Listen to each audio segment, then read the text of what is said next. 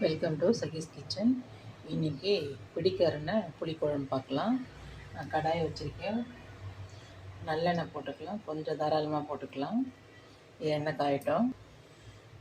ஒரே ஒரு வெங்காயம், பெரிய வெங்காயம் பொடியாக நறுக்கியிருக்கேன். கொஞ்சம் பூண்டு முழுசாக போட்டிருக்கேன், குட்டி குட்டியாக இருக்குது.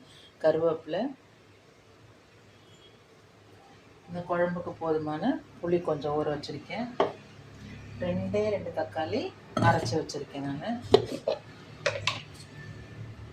அரைச்சி போடும்போது குழம்பும் கொஞ்சம் நல்லா டேஸ்ட்டாக இருக்கும், வாயில் கடிப்படாது. பிடிக்கரணையை தோல் உரித்து இந்த மாதிரி வேக வச்சுருக்கேன். இப்போ தாளிச்சிக்கலாம். புளி குழம்புன்னும் போது 2 வெந்தயம், கடுகு வெடிக்கிட்டோம். நறுக்கி வச்சுட்டு வெங்காயம், பூண்டு எல்லாத்தையும் போட்டுடலாம். போட்டு நல்லா வதங்கட்டும். கொஞ்சம் மஞ்சள், அதை வேக வச்சுருக்கிற காயம் அதில் போட்டுக்கலாம். எண்ணெயிலே வதங்கட்டும். கொஞ்சம்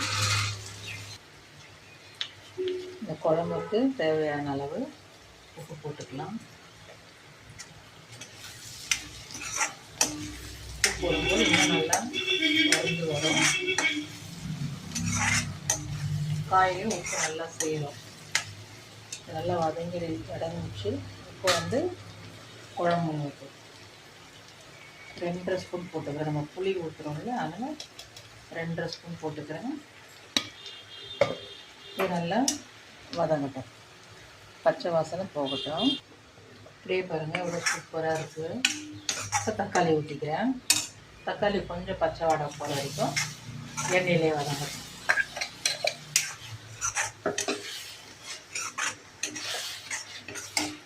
கரைச்சி வச்சுக்கிற புளி தண்ணியை இந்த மிக்ஸி கழுவத்துக்கு ஊற்றிட்டேன்.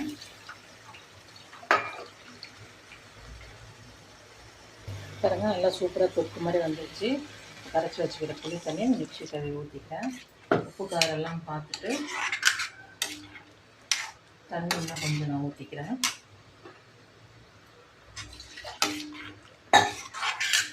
தண்ணி மிளகா பாசனெல்லாம் போய் கொதித்து காய் வேகிறதுக்கு இந்த தண்ணி போதும். கொதிக்கிட்டோம். புளி குழம்பு கொஞ்சம் வெல்லம் வேணும், போட்டு நல்லா கொதிக்கிட்டோம். பாருங்கள், எண்ணெய் நல்லா பிரிஞ்சு வந்துடுச்சு. போதும் இந்த திக்னஸ்ஸு. அப்புறம் மறுபடியும் சூடு பண்ணி சாப்பிடும்போது இன்னும் டேஸ்ட்டாக இருக்கும். ஆஃப் பண்ணிடுறேன். சுட சோறில் கொஞ்சம் நெய் ஊற்றி சாப்பிடுங்க, நல்லாயிருக்கும். பிடிச்சிருந்தா லைக் பண்ணுங்கள். சகீஸ் கிச்சனை சப்ஸ்கிரைப் பண்ணுங்கள். தேங்க்யூ.